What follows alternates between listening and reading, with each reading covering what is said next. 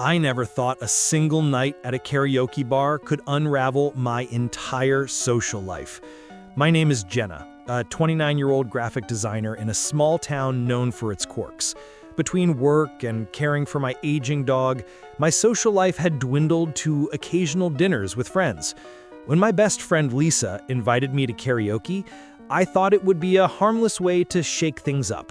The bar was a typical dive, with neon lights flashing and a slightly sticky floor. As the night went on, I watched Lisa belt out Total Eclipse of the Heart with rock star enthusiasm. I laughed, feeling the infectious energy, until Lisa nudged me to take the stage. After a couple of drinks, I reluctantly grabbed the mic and chose "I Will Survive." Instead of the usual awkwardness, something clicked. I embraced the absurdity and sang my heart out. When I finished, the crowd cheered, and I felt invincible. Suddenly, Mark, a guy I'd known for years but never really talked to, jumped on stage. "Hey Jenna, how about a duet?" he shouted, and the crowd roared. I hesitated but couldn't resist the momentum. We sang a ridiculous rendition of Islands in the Stream, laughter echoing through the bar. As the night progressed, Mark and I grew closer, sharing stories between songs. When the clock struck midnight, that camaraderie led to an impulsive decision. Mark dared me to join him on a crazy night-out road trip to a taco truck across town. Fueled by excitement, I agreed, thinking it was just a fun adventure. The aftermath was a blur. We ended up at the taco truck, devouring food and laughing like stars in our own rom-com. But then, in the heat of the moment, Mark leaned in and kissed me. I was taken aback, unsure how to respond. I liked him, but hadn't thought of him that way before. The kiss was electric, but reality hit hard the next morning when Lisa told me Mark had a serious girlfriend. Now I was stuck in a whirlwind of confusion and guilt. I didn't mean to cross any lines, but the impulsivity of the night made it all feel hazy. I reached out to Mark, and he insisted it was a mistake, that he got caught up in the craziness. I told Lisa, and she was furious, feeling I had betrayed her by letting Mark kiss me. As I lay awake replaying the events, I wondered, was I the bad guy for getting swept away, or did Mark share the blame for putting me in that position? Should I have seen the signs that he was taken? Am I the idiot for getting caught up in the moment? Or was I just as much a victim of that absurd night? I can't believe I bought a goat on impulse. Now my neighbors are furious. I'm Carla, an art teacher in my 30s, living in a quirky suburb where everyone knows each other's business. My life is usually predictable: work, farmers markets on weekends, and the occasional wine night. But last Friday, during a dull evening scrolling through social media, I stumbled upon an ad for miniature goats. They looked adorable, and the idea of having a little companion to munch on my garden while inspiring my art felt like a genius stroke. So, against my better judgment, I impulsively decided to adopt one. The next morning, I woke up to bleeding. I had named her Picasso, and she was small yet spirited. My heart swelled as she bounded around my yard, nibbling dandelions. However, my excitement quickly turned to dread when I realized how unprepared I was for goat ownership. I hadn't considered that my neighbors might not share my enthusiasm for a goat in the suburbs. Later that afternoon, just as I felt proud of my spontaneous decision, I heard a knock on my door. It was Linda, my next-door neighbor, looking less than pleased. "Carla, you can't just bring a goat into the neighborhood," she exclaimed, arms crossed. "This isn't a farm." I tried to explain that Picasso was friendly and harmless, but Linda wasn't convinced. "What if she gets loose? What if she chews on my roses?" she shot back, glaring at me. I felt guilty but also defiant.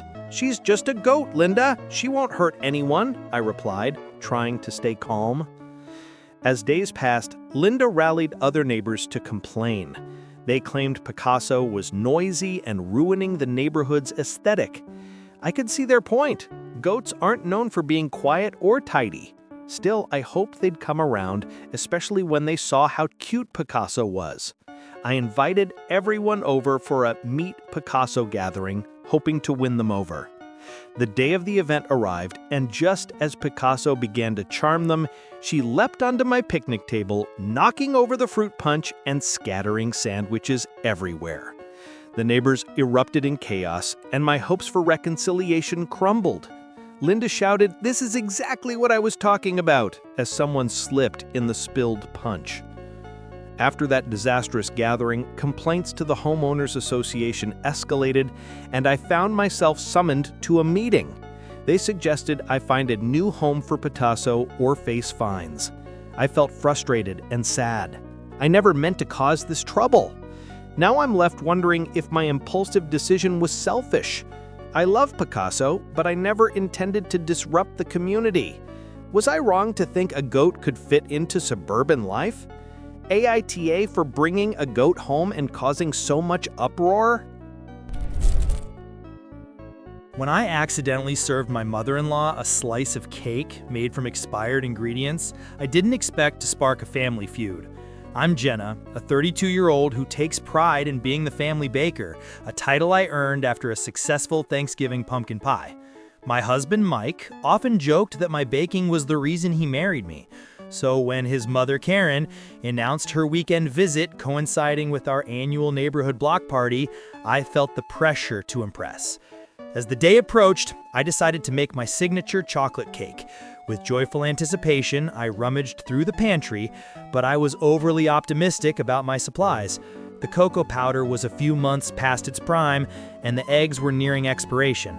They'll be fine, I reassured myself, recalling my grandmother's saying that a little age never hurt anyone. While mixing the batter, I poured it into the pan, slid it into the oven, and focused on cleaning up. The block party was lively, filled with laughter. I felt proud as I set the cake on the dessert table. "Wow, Jenna, this looks amazing," a neighbor exclaimed. I beamed, but as the evening wore on, I noticed Karen eyeing the cake suspiciously. "Is this homemade?" she asked, her tone skeptical. "Of course, my special recipe," I tried to sound casual. At first, the cake was a hit, and people were raving about it. But then, halfway through the party, I overheard Karen telling Mike, "I don't think this cake is safe to eat." My heart sank as I watched her dissect each slice, scrutinizing it like a health inspector. Later that night, Karen confronted me directly. "I don't want to be dramatic, but I'm worried about the quality of your ingredients." Her voice cut through the festive atmosphere. I felt my cheeks flush as I tried to defend myself. "It's just a little expired, Karen. It's not going to kill anyone." In that moment, I realized I had crossed the line from innocent baking to recklessness. The aftermath was uncomfortable. Many guests had left, and I found myself in chaos as Karen called Mike into the kitchen. "You need to talk to your wife about safety," she insisted. Mike, caught between defending me and placating his mother, looked bewildered. I felt humiliated and furious. "It's just cake," I snapped, my voice rising. "This isn't about health, it's about you trying to undermine me." The tension filled the room like a thick fog. Eventually, Mike sided with his mother. "Jenna, maybe you should have been more careful. It's just cake, but health is serious." I stormed out, slamming the door behind me, leaving them to bicker over the culinary disaster I had unintentionally created. Now I'm left with a bitter taste, not just from the cake, but from the feeling of betrayal. Was I wrong to experiment with baking? Should I have better acknowledged my ingredients? Or was Karen being an overreactive mother-in-law? Am I the AITA for serving a cake that wasn't perfect? I never thought I'd become the talk of the town for a squirrel heist. My name is Jenna, a mid-30s pet groomer in a small Kansas town known for being the reliable friend. That changed one Saturday when I decided to throw a barbecue for my friends in my backyard. As the sun shone, burgers sizzled, and laughter filled the air, I spotted a scrawny squirrel eyeing the buffet table like it was a five-star restaurant. At first, it was just a cute distraction. "Look at that little guy," I joked, pointing him out to my friends. But as I flipped burgers, that cheeky squirrel made its move. He darted towards the table, snatched a hot dog right off a plate, and vanished into a nearby tree. Everyone erupted in laughter, and I found myself laughing too, despite a nagging feeling. Little did I know, this squirrel was just getting started. After the initial incident, I set up a squirrel-proof buffet for him away from the main table, thinking it would be funny. I placed some leftovers and a few slices of fruit on a small plate at the end of my yard. I thought I was being cute, but the squirrel had other plans. Instead of keeping his distance, he brought his friends. Within an hour, I had a full-blown squirrel party, several of them feasting on the leftovers I had meant for my guests. My friends were entertained, snapping pictures and dubbing them the Squirrel Squad. However, things took a turn when one friend, Claire, accidentally spilled soda on the table while trying to grab a hot dog. The sweet, sticky liquid created a perfect trap, luring the squirrels back to the main buffet. They swarmed, knocking over plates and scattering food everywhere. Suddenly, chaos erupted. Guests shrieked with laughter and shock as the squirrels darted around, snatching food and climbing over each other in a furry frenzy. It felt like a scene from a comedy movie. But as I stood there, laughter dying down, I realized my carefully planned barbecue was descending into ridiculousness. Afterward, some friends left early, still giggling about the squirrel invasion. Claire, who had caused the spill, felt awful. "I'm really sorry, Jenna. I didn't mean to ruin your party," she said, looking genuinely distressed. I glanced at the messy yard and sighed. "It's fine. It's just a barbecue, right?" But was it really? Days passed, and I began hearing whispers around town about the infamous squirrel barbecue. People approached me at work, some laughing, but others seemed strange about it. "You really let squirrels take over your party?" I could feel my cheeks heat up. It wasn't just a funny memory, it felt like a stain on my reputation. So here I am, wondering if I overreacted and should have joined in on the fun instead of taking it so seriously. After all, it was just a bunch of squirrels, right? Am I the AITA for letting a silly incident get to me and possibly ruining Claire's day? Am I the villain for ruining my sister's wedding over a missing cupcake? Growing up, I was the responsible sibling. Now, at 28, I'm a school teacher balancing my career and ambitions, while my younger sister, Lisa, 24, lives a carefree life as a social media influencer. Our family dynamics shifted dramatically when Lisa announced her engagement to Mike, who initially seemed charming but later revealed himself to be self-centered. Despite my concerns, I supported her decision until the wedding day. The venue was a lavish barn adorned with twinkling lights and flowers. I arrived early to help set up, eager to see Lisa in her dress. An hour before the ceremony, I stepped out for a quick lunch. Upon returning, chaos greeted me. Lisa's best friend, Jenna, was in tears, surrounded by a mess. "The cupcakes! They were supposed to be the centerpiece! They're gone!" she exclaimed, nearly hyperventilating. The bakery had made a blunder, delivering a blank box instead of the beautifully designed cupcakes. As I processed the news, a pit formed in my stomach. Knowing how much this day meant to Lisa, I felt compelled to act. I suggested we improvise. How about a quick run to the store? We can buy some plain ones and decorate them ourselves. Jenna shook her head. "You don't get it. It's not just about cupcakes. This is everything to her." Frustrated, I decided to take matters into my own hands. A quick Google search led me to a nearby bakery with decent reviews. I hopped in my car, praying they had something available. Thankfully, they had 12 beautiful cupcakes, but they wouldn't hold long. I rushed back, only to find Lisa in tears, her dress slightly crumpled from panic. "Where have you been? It's almost time," she snapped. I quickly explained, holding up the box of cupcakes like a trophy. "I got some!" I beamed, but instead of gratitude, I faced an icy glare. "You think this will fix everything?" she spat. "This day is ruined, and it's your fault for leaving." The ceremony felt like a blur. I felt like a ghost on the sidelines. Later, during the reception, Lisa pulled me aside. "You should have known better to leave. You've messed up my day." As the night wore on, I overheard her telling Mike about my selfishness in leaving.